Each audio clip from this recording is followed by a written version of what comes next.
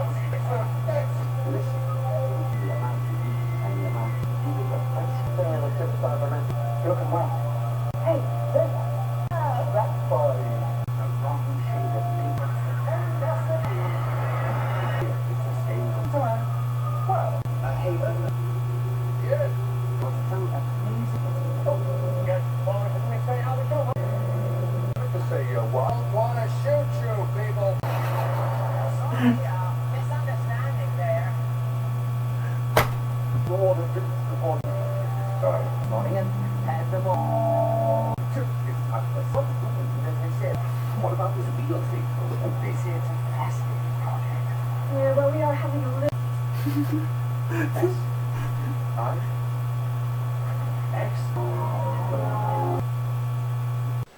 I have to say, this was definitely a worthwhile movie if you ever get a hold of it. Not only is it quirky and goofy in its storytelling, in and of itself it is a fun movie. It can appear to be lighthearted, and I don't know if this is something I'm only noticing. I can't be the only one who saw this, but a lot of people see the joke of the secret to life, the universe, and everything, and they look at the equation and it's like 6 times 9 equals 42, and they say like, oh, it's based on a math problem and you did it wrong and that's why the universe is the way it is. There's a scene at the end of it where Arthur Dent is dealing with the cavemen and trying to get them to learn, and along comes Ford, and they kind of come across this idea for accessing the knowledge, the secret knowledge of the meaning of life and everything from his brain. And the way they do this is he reaches into a bunch of Scrabble tiles and uses them to randomly spell out the equation that they've been looking for in the movie. And the reason they use this method is using some random variable method to use as a sort of a interference pattern with his brain waves that would then, through the calculation of his brain holding this pattern, spell out the answer. So they needed something random, and the whole movie is random. The whole movie is about as random as Scrabble tiles. And there's a point in the movie where somebody makes a comment where they're facing another catastrophe, and Arthur Dent says something that he says over and over again in the movie, and he says, "You're always saying that." And it then switches over to a narration from the guide saying that some people think that humans, if they didn't just jabber everything that passed through their mind, they would be forced to think. And all throughout the movie, he can't think for any reason what it is that's trapped in his head that everybody wants. But doing something random brings it out. So maybe the actual meaning of life, the universe, and everything was what he kept saying over and over again, which is this pattern that emerges from him unconsciously, repeatedly, when faced with the randomness of his events. And that statement is, so this is it. We're all gonna die. It's 2 parts. It's the, this is it. This is the meaning of life. everything you're doing, every place you are, all the things, all the wonders that are out there. And you get that feeling towards the end of it where he says, it is a beautiful world though, even acknowledging that with all the things he knows are coming down the line for Earth, that it's a beautiful world. So this is it, but there's also, we're all going to die. And it plays along with the theme of, the Babelfish disproving the existence of God, and that whole joke. But the idea of taking it to the level of where you're saying, you're all going to die, and this is it. This is the meaning of life, the living of it, the beauty of the things around you, the experiences of it. If you're somebody who absolutely demands some kind of linear storyline, or is bothered by plot holes or continuity conflicts, you're not going to like the movie. It doesn't bother to try to make sense. It's literally like, what's the funniest thing that could come of what's currently happening? And that's kind of what they try to do. It depends on your taste and humor. Now, some of the things I thought were worthy of taking forward into extraction from this storyline and playing with it further. One of the story elements that you could look at is the idea of going back to Earth and discovering that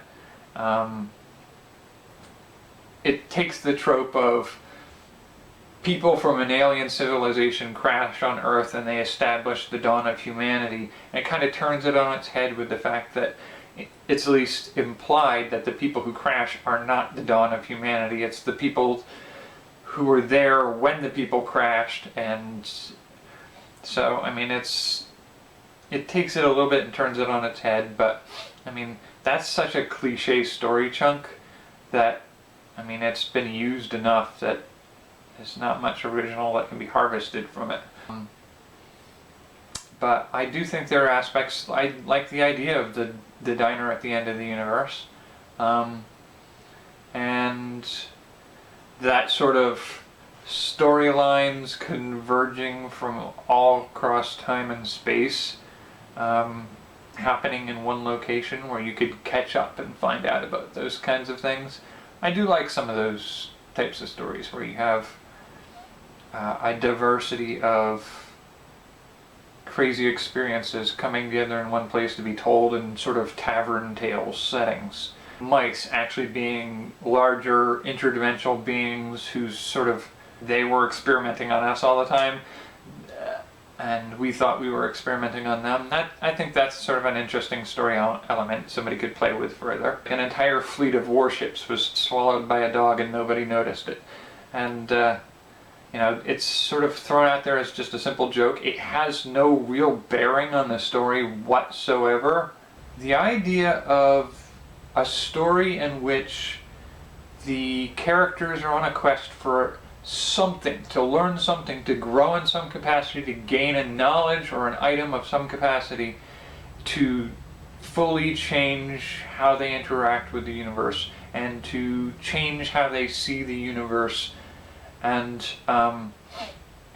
taking my idea of what they think they found as this answer to the riddle of the universe and everything, take the idea that they walk away with the wrong idea. Like they've gone through their quest and they find what they think is the answer, and they take their answer with them, and it's not as satisfying as they hoped, but they take it and they run with it and end the story there, but leave the reader or the viewer with the impression that that's not the answer that was meant by the riddle when it was set up. It's that desperate need to try to convey to the characters the idea that it's not what they think it is, but whatever they think it is kind of works for them. You just know that's not what the intent was, and that kind of gap between where the characters are happy to settle and you feeling like, I think that would be a fun thing to do to readers or watchers or viewers of whatever you do. I like the non-linear storytelling. being able to loop back around at certain points and be the cause of some of the events that you experienced already would be a fun way to do a story piece. One of the potentials in this story was to have the Marvin the android aware of what the solution to the equation was. I mean, he talks about how brilliant he is and how he's got the brain the size of a planet, which is exactly what the original computer built to solve the equation said would be needed to solve the equation, and he was going to help design that. There's a part of me that says that was, you know, a story thread that was sort of dropped. Habitable planets and entire civilizations being sort of a proof of concept of something. In this case, it's a computer that'll solve the equation.